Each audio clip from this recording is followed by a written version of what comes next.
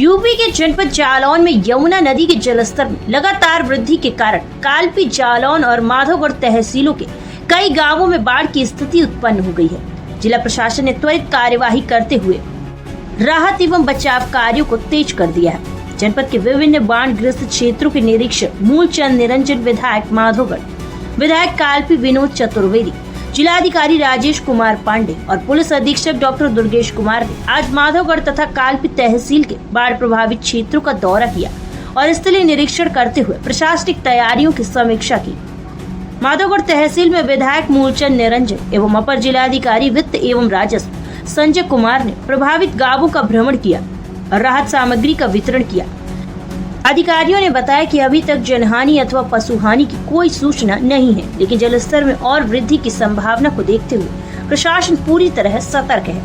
संबंध में एसडीएम कालपी मनोज कुमार सिंह ने बताया कि 1 अगस्त 2025 को दोपहर 4 बजे कालपी केंद्र पर यमुना नदी का जलस्तर 111.95 मीटर दर्ज किया गया, जो कि खतरे के निशान 108 मीटर से 3 मीटर 95 सेंटीमीटर अधिक है। जनपद में चेतावनी बिंदु 160 मीटर निर्धारित है और 6 स्टीमरों व नावों द्वारा राहत सामग्री भेजी जा रही है। वहीं इस संबंध में कालपी विधायक विनोद चतुर्वेदी ने बताया कि हमारे विधानसभा में 4 गांवों में पूर्णतः आवागमन बंद हो गया है और शेष बाढ़ प्रभावित गांवों में अभी आने जाने का रास्ता है। सभी गाँवों में प्रशासन द्वारा खाद्य राहत सामग्री उपलब्ध कराई जा रही है।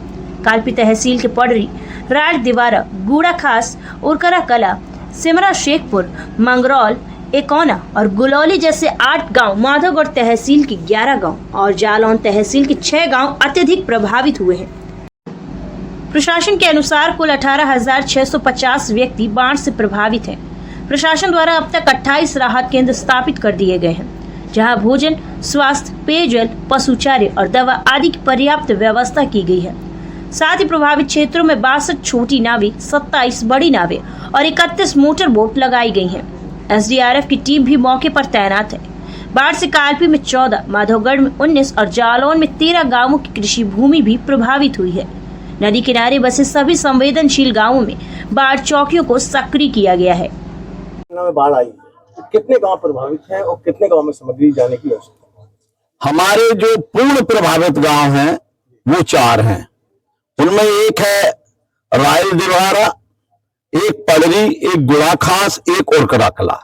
ये 4 गांव ऐसे हैं जो हमसे और प्रशासन से संपर्क नहीं हो सकता बिगर स्टीमर के, तो वहां पूरी व्यवस्था है प्रशासन के द्वारा और खाद्य सामग्री जो है वो भेजी जा रही। 6 गांव ऐसे हैं जो प्रभावित हैं, लेकिन उनमें अभी जाने का रास्ता है, आने और जाने का रास्ता है, तो वहां उस तरह से व्यवस्था की गई है कि वहां जो भी जरूरत होगी प्रशासन और हमारे द्वारा वहां पूर्ण की जाएगी।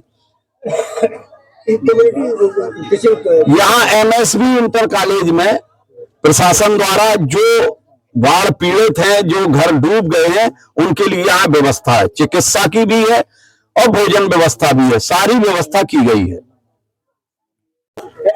बाढ़ आई हुई है, कितने गांव प्रभावित हैं और कैसी मदद वहां पहुंच रही है?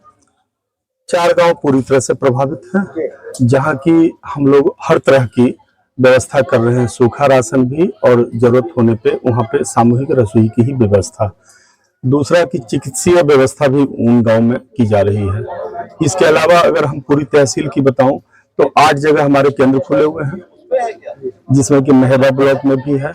और एहतियात के लिए जिन गाँव में ऐसे सूची बनाई गई है, जिन 6 गांव में ऐसा है कि यातायात का संपर्क मार्ग जो टूट गया है, आबादी बची हुई है, तो एहतियातन वहां भी नाव की व्यवस्था की गई है। हमारे पास अयोध्या से 6 स्टीमर आ गए हैं और आज शाम तक 6 स्टीमर और मिलने की पूरी संभावना है, रास्ते में है। और जो स्थानीय स्तर पे जनता का सहयोग मिल रहा है, जिससे कि नाविक को उनके प्रतिदिन के पेमेंट के आधार पे हम लोगों ने हायर किया है। हाई लेवल इसका कितना है, कितने पे रह रही है? जो हम लोगों के पास ऑफिशियल सूचना है कि लगभग 113 मीटर 96 में आई थी, आज अभी 111 मीटर के आसपास पहुंच गए हैं। लेकिन यह भी सूचना है कि रात्रि 8 बजे के बाद से जल स्तर घटने की संभावना है।